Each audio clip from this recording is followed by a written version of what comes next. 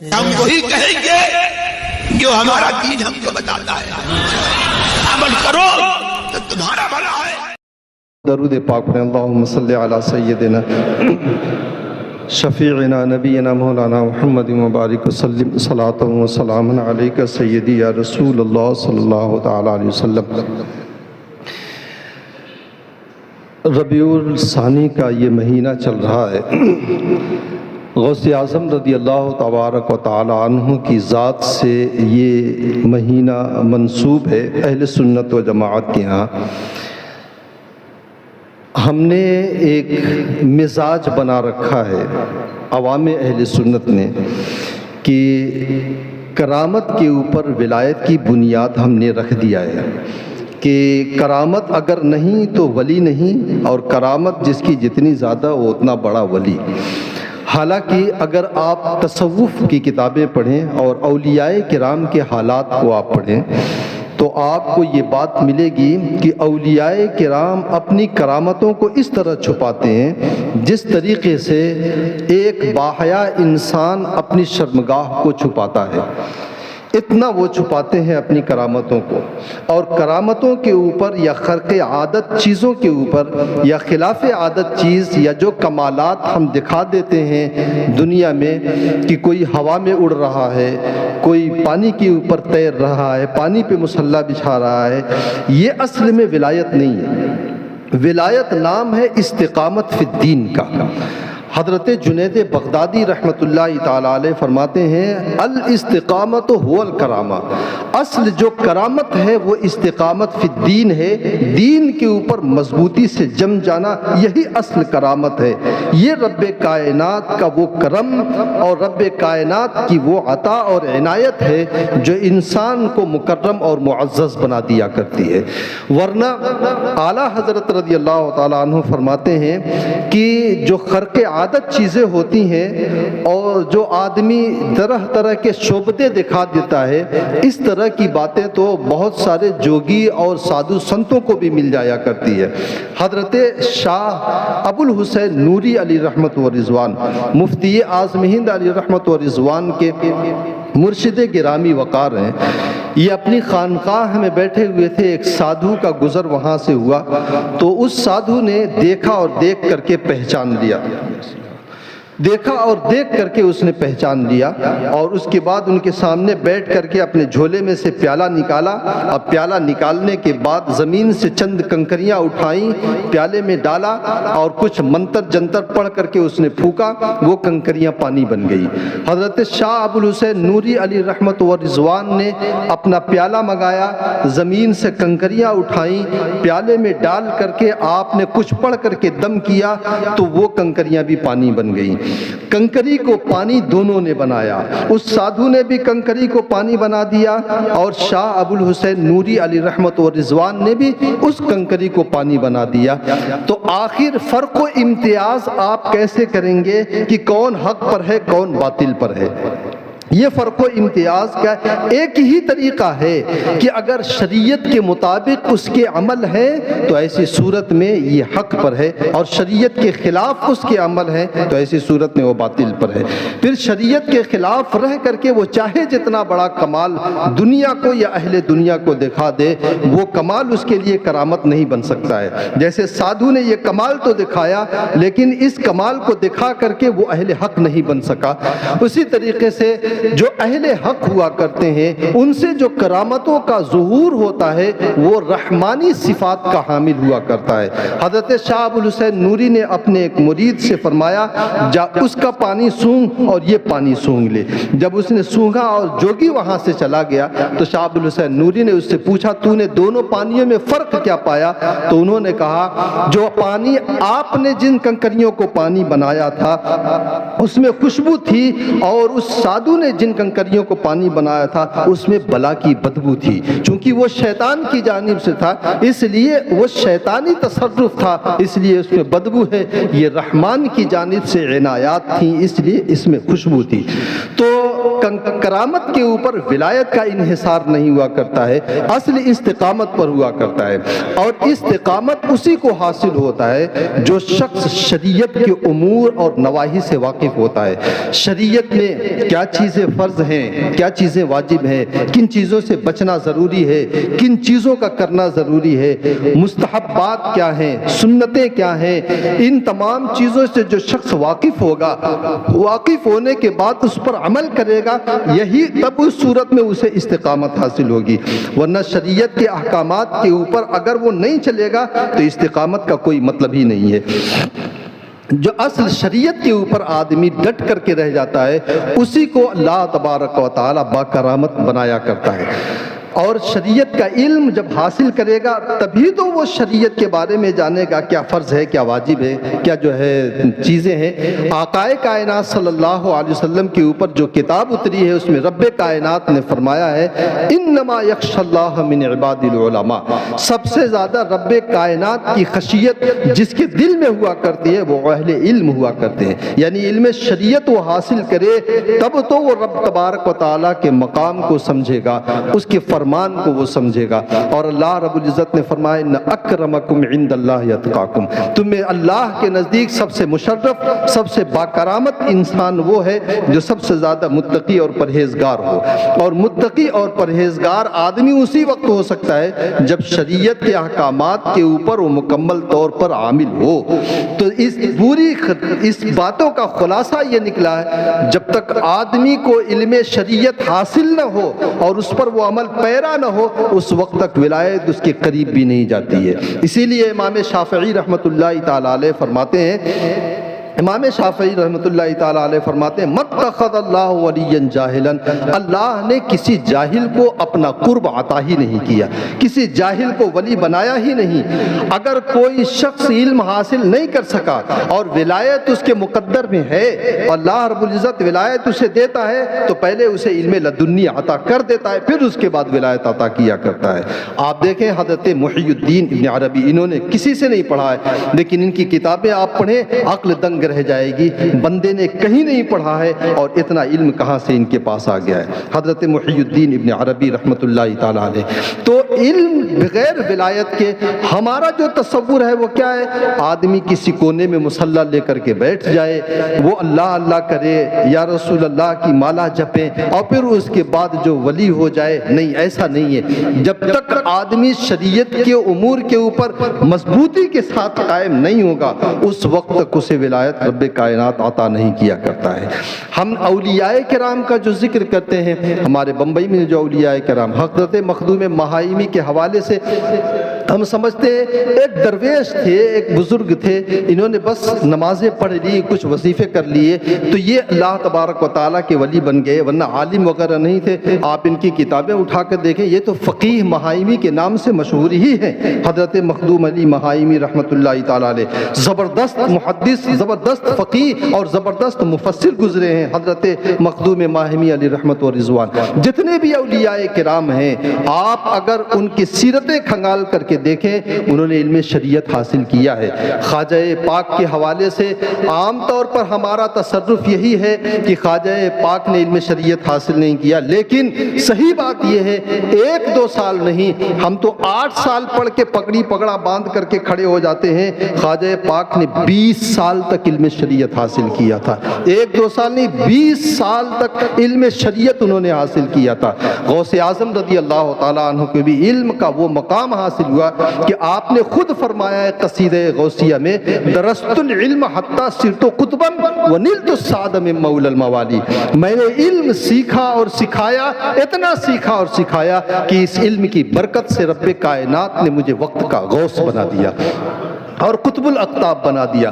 حضرت غوث اعظم رضی اللہ تعالیٰ عنہ کے علم کے حوالے سے میں آپ کو بتاؤں کہ علم شریعت جو آپ نے حاصل کیا اپنی محنتوں مشقتوں سے، وہ تو حاصل کیا۔ علم لدنی کے بارے میں حضرت غوث اعظم فرماتے ہیں میرے اوپر علم لدنی کے 70 دروازے کھول دیے گئے ہیں۔ علم لدنی کا آدھا دروازہ بھی اگر کسی کے اوپر کھول دیا جائے تو اس کا جواب دنیا میں نہیں ملتا۔ علم کے حوالے سے علم لدنی کا مطلب ہے ہے رب کائنات اپنی عطا سے اسے علم عطا کر دے. اب رب ہی جسے علم عطا کر دے تو اس کے مقابلے میں کون ٹھہر سکتا ہے؟ تو علم لدنی کے حوالے سے حضرت غوث اعظم نے فرمایا علم لدنی کے 70 دروازے میرے اوپر کھول دیے گئے ہیں. اور کتنا چوڑا دروازہ ہے؟ فرماتے ہیں ہر دروازہ اتنا کشادہ ہے جتنا زمین و آسمان کشادہ ہے. اور یہ کھل گیا تو کھل گیا. اب مسلسل جو ہے علم کی عطائیں ہو رہی ہیں اور علم کی بارشیں حضرت غوث اعظم رضی اللہ تعالیٰ عنہ کے سینے کے اوپر، علم ظاہر بھی اور علم باطن بھی، علم شریعت بھی اور علم طریقت بھی، دونوں علوم کا فیضان بارگاہ خداوندی سے آپ تک پہنچ رہا ہے. حضرت غوث اعظم رضی اللہ تعالیٰ عنہ کے حوالے سے ہم سمجھتے ہیں کہ عالم نہیں تھے. آئیے میں آپ کو بتاؤں. حضرت غوث اعظم رضی اللہ، کچھ شریعت مطہرہ میں کچھ علوم ایسے ہوتے ہیں جو آلہ کے طور پہ کام کرتے ہیں. آلہ آپ سمجھتے ہیں ذرائع جو سبب ہوتے ہیں، اصل مقصد نہیں ہوتے ہیں وہ علوم، بلکہ ان علوم کو اس لیے حاصل کیا جاتا ہے کہ یہ علوم اہم جو علوم ہیں ان کو حاصل کرنے میں مدد دیا کرتے ہیں. اسے ہم علم آلہ کہا کرتے ہیں.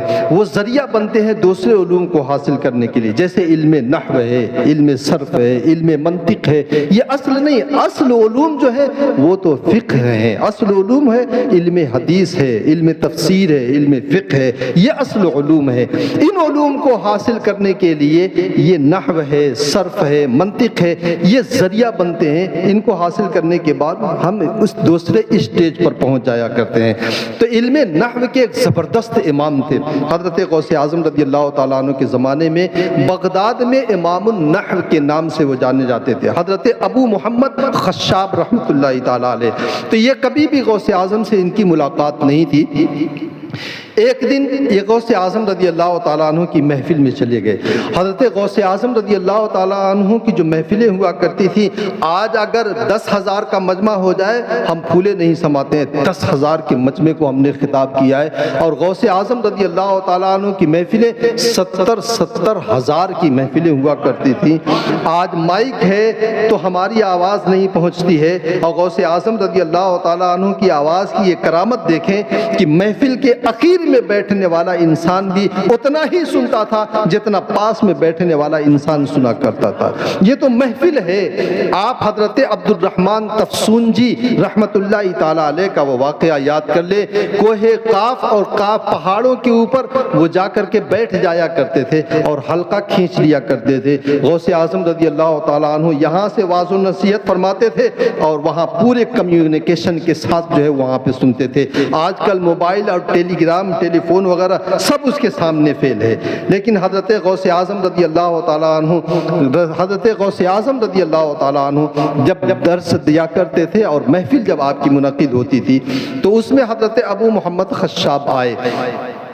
جب آ کر کے بیٹھے تو چونکہ علمی محفل نہیں تھی، عوام کو نصیحت کرنے کے لیے اور دین اسلام کی طرف راغب کرنے کے لیے، نیکیوں کی ترغیب دینے کے لیے آپ نے واضح نصیحت فرمائی تھی. تو عوامی محفل تھی، عوامی انداز میں آپ نے گفتگو کیا. کیونکہ کہا جاتا ہے کہ عقل مندی اسی بات میں ہے کہ سامنے والا جس پیمانے کا ہے، جس معیار کا ہے، جس اسٹیٹس کا ہے، اسی انداز سے گفتگو کیا جائے. اگر سامنے والا جاہل ہے اور آپ اس کے سامنے گاڑھی گاڑھی اردو بگھاڑنے لگے وہ کیا سمجھے گا؟ جیسے ایک لطیفہ ہے، کہتے ہیں کہ ایک نواب صاحب کے پاس کچھ دیہاتی آئے. تو دیہاتی جب آئے تو نواب صاحب نے کہا کہ دہقان ناہنجار بفضل عزت غفار تقاطر امطار بر کشت زار ہوا کی نہیں. تو کہہ رہے ہیں چلو چلتے ہیں. ابھی نواب صاحب قرآن پڑھ رہے ہیں. حالانکہ اس نواب نے یہی پوچھا تھا، اے بے وقوف دیہاتیوں بتاؤ فضل الہی سے تمہاری کھیتیوں پر بارش ہوئی یا نہیں؟ اتنا پوچھنا تھا. تو وہ گاڑھے گاڑھے الفاظ جب بولا تو یہ دانائی تو ہے نہیں، سامنے والا سمجھے گا نہیں. حضرت غوث اعظم رضی اللہ تعالیٰ عنہ نے ایک عام سے انداز میں محفل ذکر میں آپ نے واضح نصیحت فرمائی. تو ابو خشاب نحوی کہتے ہیں افسوس میں کہاں سے اس محفل میں آ گیا، آج کا میرا وقت پورا وقت ضائع ہو گیا. یہ دل میں خیال آیا کہ 70,000 کے محفل میں غوث اعظم نے نام لے کر کے کہا تھا، اے ابو محمد خشاب تو جس سیبوئے کے پیچھے دوڑ رہا ہے اسے چھوڑ دے، میرے قدموں میں آ کے بیٹھ، میں تجھے نحو کا امام بھی بنا دوں گا اور دنیا کا پیشوا پیشوا بھی بنا دوں گا۔ حضرت ابو محمد خشاب نے کبھی ملاقات نہیں، خود کہتے ہیں کبھی میری ملاقات نہیں، کبھی محفل غوث اعظم میں میں شریک نہیں ہوا تھا۔ یہ غوث اعظم رضی اللہ تعالیٰ عنہ کا تصرف ہے، یہ علم باطن ہے، دلوں کے حالات کو بھی وہ جان لیا کرتے ہیں۔ اور حضرت ابو محمد خشاب کہتے ہیں جب میں نے یہ جلال دیکھا میں نے فوراً توبہ کیا اور حضرت غوث اعظم کی صحبتوں میں رہا۔ نتیجہ یہ نکلا کہ غوث اعظم رضی اللہ تعالیٰ عنہ کے اس ارشاد کی وجہ سے پورے بغداد میں نحو میں ان کے جیسا کوئی ماہر استاذ نہیں پیدا ہوا۔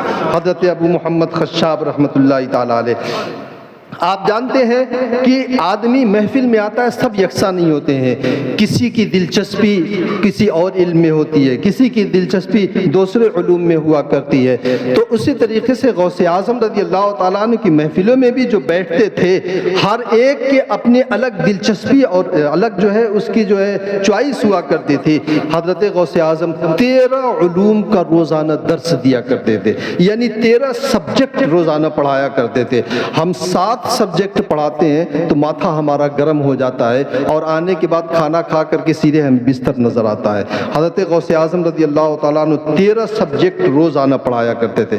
غوث اعظم رضی اللہ تعالیٰ عنہ کی بارگاہ میں ایک ادیب آئے، حضرت یحییٰ ابن نجا رحمۃ اللہ تعالیٰ علیہ، اور آنے کے بعد انہوں نے سوچا آج دیکھتا ہوں غوث اعظم اپنی گفتگو میں کتنا شعر بولتے ہیں۔ عربی زبان میں جب کوئی تقریر کرتا ہے تو اپنی تقریر میں اشعار کا استعمال کرتا ہے، انہی اشعار کے ذریعہ وہ اپنے مضمون کو مضبوطی عطا کرتا ہے۔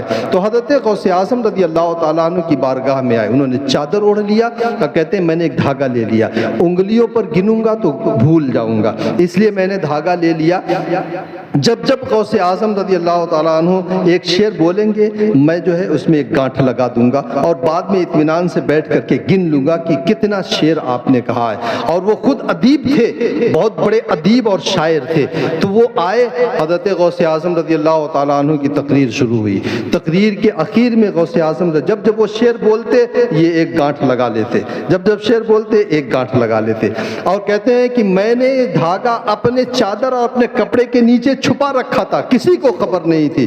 حضرت غوث اعظم رضی اللہ تعالیٰ عنہ تقریر کے اخیر میں میری طرف توجہ کر کے ارشاد فرماتے ہیں انا احل وانت تعقد، میں لوگوں کی گتھیاں یہاں پہ سلجھا رہا ہوں اور ان کی پیچیدگیاں یہاں دور کر رہا ہوں اور تم یہاں بیٹھ کر کے گانٹھ لگا رہے ہو۔ حضرت غوث اعظم رضی اللہ تعالیٰ عنہ کہتے ہیں کہ میں فوراً اٹھا اور میں نے بارگاہ غوث اعظم میں جا کے توبہ کیا۔ اتنا علم تھا غوث اعظم رضی اللہ تعالیٰ عنہ کا، اگر کوئی آتا تھا تو غوث اعظم رضی اللہ تعالیٰ عنہ کی بارگاہ سے کوئی بھی ایسا نہیں ہے کہ وہ پیاسا چلا جائے۔ آپ جانتے ہیں حضرت عبد الرحمن ابن الجوزی رحمۃ اللہ تعالیٰ علیہ بڑے پائے کے محدث گزرے ہیں، فقیہ گزرے ہیں، مفسر گزرے ہیں۔ ان کے اعتبار کا یہ عالم ہے اور اعتماد کا یہ عالم ہے، جس راوی کے بارے میں یہ توثیق کر دیں کہ یہ راوی صحیح ہے اور صادق ہے، وہ راوی ہر جو ہے محدث قبول کر لیتا ہے۔ اتنے زبردست ہیں حضرت جو ہے علامہ ابن الجوزی رحمۃ اللہ تعالیٰ علیہ۔ علامہ ابن جوزی حضرت غوث اعظم رضی اللہ تعالیٰ عنہ کے ہم عصر ہیں اور ان سے بہت زیادہ وہ انسپائر نہیں تھے، لیکن ایک دن ایک حافظ تھے اور ان حافظ صاحب نے ان کو لے کر کے حضرت غوث اعظم رضی اللہ تعالیٰ عنہ کی محفل میں چلے گئے۔ آپ چلیے ہمارے مرشد گرامی کی محفل میں ایک مرتبہ تو چلیے۔ کہا وہ درویش آدمی ہم کہاں علم کی یہاں محفلیں سجائیں بیٹھتے ہیں، قال اللہ قال رسول کہتے ہیں، تو جو علم کا خمار جن کے اوپر چڑھ جاتا ہے تو وہی حال تھا حضرت علامہ ابن جوزی نے کہا۔ لیکن جب وہ حافظ صاحب نے بہت زیادہ اصرار کیا تو وہ چلے گئے۔ اب بارگاہ غوث اعظم رضی اللہ تعالیٰ عنہ میں تفسیر کا جو درس ہوتا تھا اس کا انداز یہ تھا کہ قاری ایک آیت کی تلاوت کرتا اور غوث اعظم اس کی تفسیر بیان کرتے۔ ایک آیت کی تلاوت ہوئی، غوث اعظم نے اس کی تفسیر بیان کرنا شروع کیا۔ غوث اعظم رضی اللہ تعالیٰ نے پہلی تفسیر بیان کیا، حافظ صاحب نے علامہ ابن جوزی سے پوچھا آپ کو یہ تفسیر معلوم ہے؟ انہوں نے سر ہلا دیا ہاں مجھے معلوم ہے۔ دوسری تفسیر بیان کیا، معلوم ہے؟ کہا ہاں معلوم ہے۔ 11 تفسیریں غوث اعظم رضی اللہ تعالیٰ عنہ نے بیان کیا۔ ہم دیکھ کر کے تفسیر بیان کرتے ہیں تو 2 سے 3 بہت زیادہ ہم بیان کر پاتے ہیں۔ حضرت غوث اعظم نے 11 تفسیریں بیان کی اور 11 11 کے بارے میں علامہ ابن جوزی کہتے ہیں ہاں مجھے معلوم ہے، اور پھر اس کے بعد 11 کے بعد بھی آپ نے 29 تفسیریں بیان کی، یعنی مکمل 40 تفسیریں اس آیت کریمہ کی بیان کیا۔ تو 11 تک تو انہوں نے کہا مجھے معلوم ہے، 11 کے بعد سر پکڑ کے بیٹھ جاتے ہیں اور کہتے ہیں اس کے بعد کی تفسیریں مجھے نہیں معلوم۔ یہ وہ ہے جن کا اعتماد اور اعتبار محدثین کے درمیان اتنا ہے کہ اگر یہ راوی کی توثیق کر دے تو کوئی اسے جو ہے ٹھکرا نہیں سکتا ہے۔ حضرت علامہ ابن جوزی رحمۃ اللہ تعالیٰ علیہ محفل میں بیٹھے تھے، غوث اعظم نے فرمایا اب ہم قال سے حال کی طرف آتے ہیں، اور پھر آپ نے کلمہ پڑھ کر کے جب حال شروع کیا تو عالم یہ تھا، بڑے بڑے علماء نے، محدثین نے اپنی دستاریں اتار دی، اپنے جبے گریبان پھاڑ لیے، وجد کی کیفیت طاری ہو گئی۔ علامہ ابن جوزی جو ان کیفیات سے بہت دور تھے، ان کا بھی یہی عالم تھا، دستار انہوں نے نیچے ڈال دیا، گریبان پھاڑ دیا۔ یہ حضرت غوث اعظم رضی اللہ تعالیٰ عنہ کی علم کا یہ عالم ہے۔ حضرت شیخ ابو نجیب عبد القادر سہروردی رحمۃ اللہ تعالیٰ علیہ، ان کے بھتیجے شیخ شہاب الدین سہروردی۔ آپ جانتے ہیں سلاسل 4 ہیں، سلسلہ قادریہ، سلسلہ نقشبندیہ، سلسلہ سہروردیہ اور سلسلہ قادریہ، نقشبندیہ، سہروردیہ اور چشتیہ۔ تو یہ سلسلے 4 ہیں۔ حضرت شیخ صحاب الدین سہروردی رحمۃ اللہ تعالیٰ علیہ علم کلام میں بہت شغف حاصل تھا ان کو۔ حضرت غوث اعظم رضی اللہ تعالیٰ عنہ کے پاس ان کے چچا حضرت عبد القادر سہروردی رحمۃ اللہ تعالیٰ علیہ لے کر کے آئے، اور غوث اعظم سے کہا کہ میرا یہ بھتیجا ہے اور علم کلام میں بہت زیادہ دلچسپی رکھتا ہے، میں کہتا ہوں کہ علم فقہ اور علم حدیث حاصل کر، لیکن یہ توجہ نہیں دیتا ہے۔ حضرت غوث اعظم رضی اللہ تعالیٰ عنہ نے مسکرا کے دیکھا، کہا کون کون سی کتابیں پڑھی ہیں؟ انہوں نے بتایا یہ کتابیں۔ غوث اعظم نے اپنا دست اقدس رکھا اور رکھنے کے بعد یوں ہاتھ پھیرا، حضرت شیخ شہاب الدین سہروردی رحمۃ اللہ تعالیٰ علیہ فرماتے ہیں کہ میرے سینے سے سارا علم غائب ہو گیا، علم کلام کی وہ کتابیں بھی مجھے یاد نہیں تھیں جو 20 سال میں نے علم حاصل کیا تھا اور اس میں کمال اور مہارت حاصل کیا تھا، سارا علم ضائع ہو گیا۔ اب کہتے ہیں کہ مجھے بہت افسوس ہوا، اتنی محنت سے میں نے یہ علم حاصل کیا تھا اور ایک لمحے میں یہ سب غائب ہو گیا۔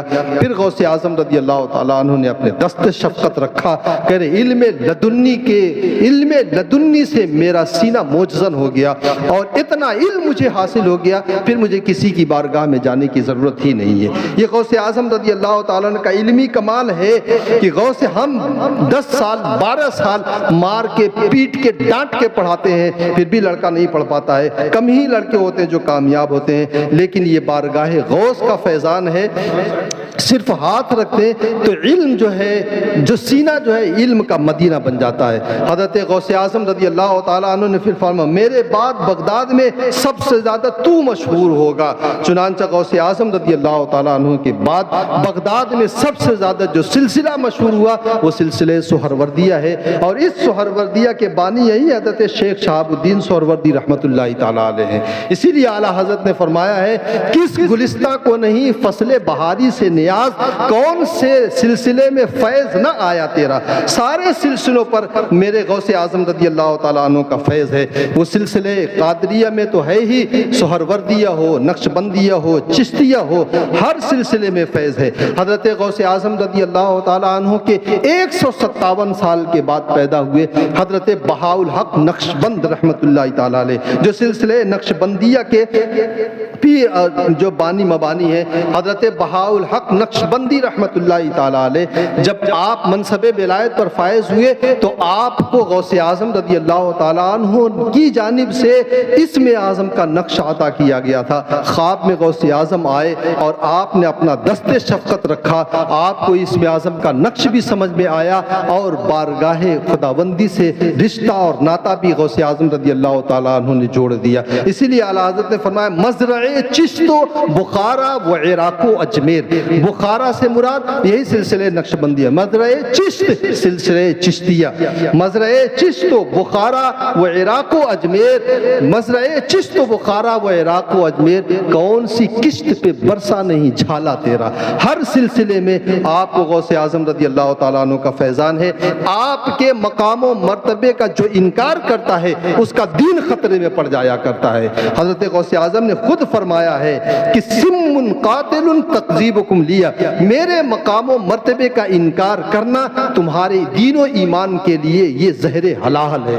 حضرت غوث، اگر وقت ہوتا تو میں مثالیں آپ کے سامنے رکھ کر کے بتا دیتا۔ حضرت غوث اعظم رضی اللہ تعالیٰ عنہ کا یہ مہینہ ہے، آپ کی بارگاہ سے لو لگائیں، یقیناً فیضان غوث اعظم رضی اللہ تعالیٰ عنہ کا ملے گا، روحانی بھی، ایمانی بھی اور علمی فیضان بھی، ہر طرح کا فیضان غوث اعظم رضی اللہ تعالیٰ عنہ کی بارگاہ سے ملے گا۔ اللہ تعالیٰ مجھے اور آپ کو فیضان غوث اعظم سے سرشار فرمائے۔